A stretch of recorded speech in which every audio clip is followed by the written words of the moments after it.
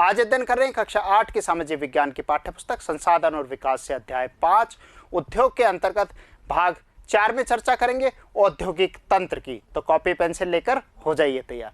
औद्योगिक तंत्र यानी कि किसी उद्योग को जब स्थापित कर दिया गया है तो किस तरीके से, किस प्रक्रिया के माध्यम से उससे विभिन्न चीज़ें बनकर तैयार होकर बाजार तक पहुंच जाएंगी, उस पूरी प्रक्रिया का एक तंत्र बनता है। जिस तरीके से आपको याद होगा बच्चों, हमने कृषि के अंतर्गत भी हमने एग्रीकल्चर सिस्टम पढ़ा था, कृषि तंत्र पढ़ा था। आपको याद है उसमें हमने बात की थी, एक निवेश होता है, उसके बाद प्रक्रम होता है और उसके बाद उसका उपलब्ध जो निगर्त लास्ट में जो आउटपुट आता है पूरी प्रक्रिया के बाद। तो ये महत्वपूर्ण चीज़ें होती हैं। वहाँ कृषि पर आधारित पढ़ा था, अब हम उद्योग पे पढ़ रहे हैं तो उद्योग पर क्या नाम दे दिया गया, औद्योगिक तंत्र दे दिया गया। तो बड़ा आसान है। सबसे पहले इसकी जो महत्वपूर्ण खास चीज़ें हैं उनको नोट कर लीजिए। औद्योगिक तंत्र में क्या जरूरी है, निवेश, फिर प्रक्रम यानी कि निवेश मतलब क्या होगा, इनपुट। तो निवेश किसका करेंगे, पूंजी का करेंगे, कच्चे माल का करेंगे, फिर पूरी प्रक्रिया होगी, प्रक्रिया में क्या, प्रोसेस में क्या लगेगा, टेक्नोलॉजी लगेगी, और फिर आउटपुट क्या निकलेगा, वह चीज़ तैयार होकर आ जाएगी, बाजार तक जाएगी, सेवाएं देंगी। ये सारी उसकी प्रक्रिया जो किसके अंतर्गत, जो इंडस्ट्रियल सिस्टम जो होता है उसकी हम यहां पर बात कर रहे हैं। निवेश के अंतर्गत बच्चों क्या है, पहले भी हमने पढ़ा, उद्योग की स्थापना के लिए जरूरत क्या है, कच्चे माल की जरूरत है, तो कच्चा माल। फिर क्या है, श्रम जरूरी है, भूमि की लागत है, जल की उपलब्धता है, परिवहन है, विद्युत और अन्य अवसंरचना शामिल हैं। यानी कि सब इंफ्रास्ट्रक्चर की चीज़ें वहाँ मौजूद होनी चाहिए। ये सारी चीज़ें किसके अंतर्गत शामिल की जाएंगी, निवेश में। तो सवाल अगर आए कि औद्योगिक तंत्र के निवेश के अंतर्गत किन किन चीज़ों को शामिल किया जाता है, तो आप इनका नाम लिख सकते हैं। प्रक्रम यानी कि जो प्रोसेस है वह किस तरीके से हो रहा है उसको देखते हैं। कई तरीके के क्रियाकलाप शामिल हैं जो कच्चे माल को क्या करते हैं बच्चों, परिष्कृत माल में तैयार करते हैं। तो वो क्या है, टेक्नोलॉजी है, मशीन में डाला, मशीन उसको तैयार कर रही है, कुछ कारीगर उसमें लगे हुए हैं, स्किल लेबर्स होते हैं, वह कार्य करते हैं और उसको परिष्कृत रूप प्रदान करते हैं। और वास्तविक रूप से परिष्कृत होने के बाद वह वस्तु क्या बन जाती है बच्चों, मूल्यवान बन जाती है।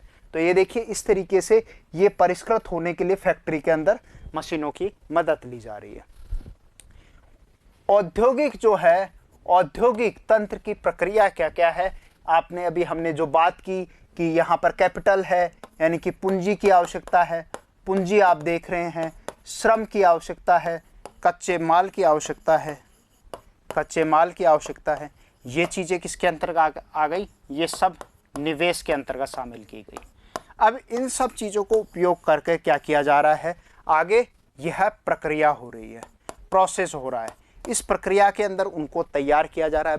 अभी इसमें हमने देखा किस तरीके से फैक्ट्री में उसको मशीनों की मदद से परिष्कृत किया जाता है। तो परिष्कृत करने वाली असेंबली करना, मेंटेनेंस करना, पैकिंग करना, ट्रांसपोर्ट करना, ये इसके अंतर्गत शामिल किए जाते हैं। फिर आउटपुट क्या मिल रहा है, उसका जो निगर्त क्या मिल रहा है, निगर्त में क्या है, माल तैयार हो गया और क्या मिल रहा है, लाभ मिल रहा है। और धीरे धीरे फीडबैक भी एक शामिल किया जाता है, क्योंकि आजकल उद्योग जो है उसमें एक मैनेजमेंट प्रबंधन भी होता है कि माल तैयार होने के बाद बाजार में गया तो वहाँ से लोगों की जो राय है उसको भी वह उसको सजो के रखता है, और उससे जो माल तैयार हो रहा है उसमें कहीं कमी रही है तो उसको दूर करने का प्रयास भी करता है, जिसको हम पृष्ठ पोषण के अंतर्गत यानी कि जो कस्टमर होता है उससे फीडबैक के रूप में भी प्राप्त करते हैं। इसी तरीके से निगर्त जो है अंतिम उत्पाद होता है और इससे अर्जित क्या होती है, आय होती है। यानी कि जो प्रॉफिट है वह किससे मिलता है आपको, यानी कि लाभ है, वह लाभ कहाँ से मिल रहा है बच्चों, वह निगर्त से प्राप्त हो रहा है। जिस तरीके से यहाँ उदाहरण एक दिया हुआ है और आपकी पुस्तक में भी बताया गया है कि कपड़ा जो है वह कैसे तैयार किया जा रहा है, तो उसके लिए क्या आवश्यकता होगी। सबसे पहले कपड़े के लिए कच्चे माल के रूप में कपास की आवश्यकता, कपास कपड़ा आधारित है तो ऊन आधारित है तो ऊन की आवश्यकता होगी। तो कपास हम ले रहे हैं तो कपास जिन इलाकों में पैदावार हो रही है यानी कि उसके जो औद्योगिक तंत्र है वह उसके नज़दीक ही स्थापित किया जाएगा। तो वहाँ पर क्या है, कच्चा माल प्राप्त हुआ कपास पर। अब उससे क्या है, बनने वाले विभिन्न कुटीर उद्योग हैं जो कढ़ाई बुढ़ाई ओटाई उसको जो कर रहे हैं यहाँ पर छपाई का कार्य, उटाई, कटाई, बुनाई, रंगाई और छपाई, ये सब उसकी प्रक्रियाएं हैं जो उसके की जा रही है। और लास्ट में निगर्त के रूप में क्या प्राप्त हो रहा है, कमीज, जो आपको शर्ट के रूप में मिल रहा है। तो ये वही चीज़ें बताई हैं किस तरीके से सबसे पहले डाई, बटन लगाना, सिलाई करना, सुई की आवश्यकता, पैकिंग करना, कपास का इस्तेमाल, ये एक एक चीज़ है क्रमबद्धता से आप ये देख सकते हैं। और उसके बाद डाई किया, काटा है, स्टिच, टाँके लगाए हैं, पैक किया है, फोल्ड किया है। फोल्ड करने के बाद आपकी जो कमीज है वह कमीज क्या हो गई है, वह तैयार हो गई। तो ये एक पूरी प्रक्रिया होती है, ये एक पूरे तंत्र का एक उदाहरण आपकी पुस्तक में भी दिया और यहाँ भी हम उसको बता रहे हैं। जैसे सूती वस्त्र उद्योग का उदाहरण है, संदर्भ में कपास की जरूरत है, मानव श्रम है, कारखाना है, परिवहन लागत है, यह निवेश हो सकते हैं। और प्रकरणों में यानी कि जो प्रक्रिया है, प्रोसेस क्या है, वह प्रक्रिया क्या है, क्या कर रहे हैं, अभी जिक्र किया था, ओटाई कर रहे हैं, कटाई है, बुनाई है, रंगाई है, छपाई कर रहे हैं। और लास्ट में आपके पास क्या मिल रही है, कमीज जिसे आप पहनते हैं, वह उत्पादन कहलाता है। तो कहने का मतलब इस तरीके से अब जब हम औद्योगिक तंत्र को जब पढ़ते हैं तो उसके अंतर्गत कई बार उद्योगों में काम करते करते क्या होता है, कोई ना कोई घटना, विपदा आ जाती है। वह क्या होगी, आकस्मिक हो सकती है, कोई गैस का रिसाव हो गया, कोई मशीन में विस्फोट हो गया, कोई मशीन गिर गई, तो उससे जान माल की हानि होती है। तो बिल्कुल इसी तरीके से आपकी पुस्तक में क्या बताया है, औद्योगिक विपदा के बारे में बता रखे हैं कि कई ऐसी विपदाएं हुई हैं जो आज इतिहास में जिनका नाम दर्ज है। और उन्हीं में से जो 3 दिसंबर 1984 को भोपाल में गैस त्रासदी हुई थी, उसी का एक विवरण दिया गया है। एक चाइना की विवरण भी दिया जो 2005 में घटना घटी थी। दोनों का ही हम यहाँ पर अध्ययन करेंगे। सबसे पहले आप देख सकते हैं 3 दिसंबर जो भोपाल गैस त्रासदी थी, यहाँ पर जो मुख्य एक गैस का रिसाव हुआ था, क्या हुई थी, उद्योगों में दुर्घटना, विपदा मुख्य रूप से तकनीकी विफलता के कारण हो सकती है। कई बार शॉर्ट सर्किट के कारण कोई आग लग जाती है, तकनीक में कोई टेक्निकल प्रॉब्लम आ जाती है, उससे होता है। संकट उत्पन्न करने वाले पदार्थों के बेतरतीब उपयोग के कारण क्या होता है, ऐसा घटित हो जाता है और उसका परिणाम मानवता को भुगतने पड़ते हैं। जैसे उदाहरण में भोपाल में 3 दिसंबर 1984 को लगभग रात के यानी कि 12 बज चुके थे और सुबह के 12:30 का समय हुआ था, इसलिए क्या लिखा है 00:30 बजे घटित हुई। अब तक की ये सबसे त्रासदीपूर्ण जो औद्योगिक दुर्घटनाएं हैं उनमें इसको शामिल किया जाता है। क्या हुआ था इसमें, यह एक प्रौद्योगिक दुर्घटना थी जिसमें यूनियन कार्बाइड है फैक्ट्री का जो नाम था, कीटनाशक बनाए जाते थे, उसमें हाइड्रोजन साइनाइड तथा प्रतिक्रियाशील उत्पादों के साथ साथ अत्यंत विषैली मिथाइल आइसोसाइनाइड MIC गैस का नाम कई बार पूछा गया है, मिथाइल आइसोसाइनाइड गैस का रिसाव हुआ था। और इसके परिणाम स्वरूप आप ये देख रहे हैं किस तरीके से लोग आज भी आनुवांशिक रोग उनमें हैं।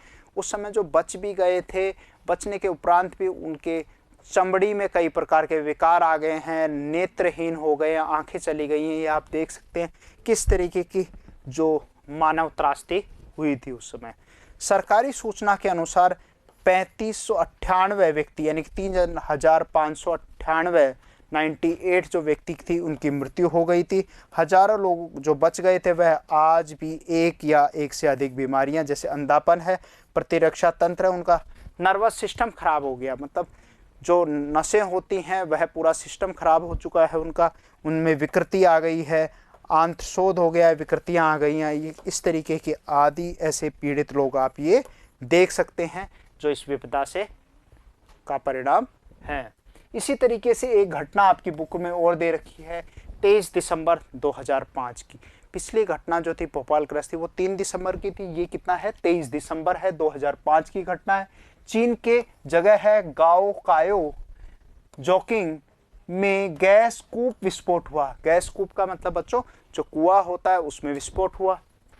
और आप ये देख सकते हैं किस तरीके से वहां पर 243 लोगों की मृत्यु हुई और 9000 लोग क्या हुए, दुर्घटनाग्रस्त हो गए और इन स्थानों में 64,000 लोगों को विस्थापित किया गया। तो ये भी एक आकस्मिक हुई थी, तो तकनीकी विस्फोट हुआ जिसके परिणाम स्वरूप इस तरीके की घटना हो गई।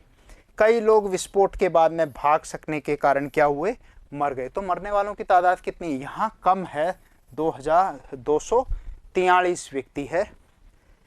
वे जो समय पर भाग गए उनकी आंखें, त्वचा और फेफड़े गैस से क्या हो गए थे, क्षतिग्रस्त हो गए थे। तो इस तरीके के परिणाम हमें देखने को यहाँ मिलते हैं। तो अब करें क्या, हम बचाव के कुछ उपाय कर सकते हैं, जो विभिन्न जो उद्योग हैं उनको उसको अनुकरण करना चाहिए। क्या क्या है कि जोखिम कम करने के उपाय, जैसे घने बसे आवासीय क्षेत्रों को औद्योगिक क्षेत्रों से अलग बहुत दूर रखा जाना चाहिए। जैसे मैंने जिक्र किया था, वीकेआई एरिया है, रिको एरिया है, यानी कि औद्योगिक तंत्र विकसित करने के लिए सरकार सस्ती दर पे भूमि उपलब्ध कराती है और उसको अलग स्थानों पर सेट करती है। कारण क्या है कि जो निवासी हैं वहाँ पर रेजिडेंशियल इलाके हैं, आवासीय इलाके हैं, अगर कोई घटना भी होगी तो सभी लोग उससे प्रभावित नहीं होंगे, दूर दराज के इलाकों में उसको रखा जाता है। उद्योगों के समीप बसने वाले लोगों को दुर्घटना होने की स्थिति में विषैले या खतरनाक पदार्थों के संग्रहण और उनके संभव प्रभावों का ज्ञान होना भी चाहिए। बीच बीच में रिहर्सल होनी चाहिए, जैसा कि ये बताया गया है कि डिजास्टर की साइकिल हम क्या करें कि मिटिगेशन के प्रोग्राम है, तैयारी प्रिपेयरनेस करें, रेस्पॉन्स करें और उस पर रिकवरी करें। तो ये कुछ तरीके हैं जिनके आधार पर हम इस जोखिम को क्या कर सकते हैं, कम कर सकते हैं। आग की चेतावनी और अग्निशमन की व्यवस्था को उन्नयन किया जाए। सभी जगह आप ये देख रहे हैं जो फायर एक्सटिंग्विश सिस्टम्स होते हैं आपके विद्यालय में भी उपलब्ध हैं। तो इस तरीके से ये प्रारंभिक चीज़ें हो गई हैं जो किस तरीके कोई विपदा आए तो हम उस समय आगजनी की घटना में उसका तुरंत उपयोग कर सके, उसकी जानकारी श्रमिकों को भी दी जाए। विषैले पदार्थों के भंडारण क्षमता की सीमा होनी चाहिए, जैसे कि भोपाल गैस त्रासदी में मिथाइल आइसोनाइड जो गैस का जिक्र हमने किया कि विषैली गैस है, तो उसकी सरकार को भी जानकारी होनी चाहिए। जो यूनियन कार्बाइड जो था उसने ऐसी जानकारी दे ही नहीं रखी थी। तो अगर ऐसी जानकारी सरकार के पास होगी तो सरकार उसके लिए कुछ खास महत्वपूर्ण कदम उठाने में सक्षम होगी। उद्योगों में प्रदूषण नियंत्रण के उपाय उन्नत किया जाना चाहिए। तो अगर घटना हो गई है तो तुरंत उस समय उसके बचाव के उपाय भी किए जा सकें। और ये एक खास चीज़ है कि जो उद्योगों से प्रदूषण हो रहा है उसके बचाव के लिए भी सरकार कुछ कदम उठाए। तो आज के लिए इतना ही। नमस्कार, जय हिंद।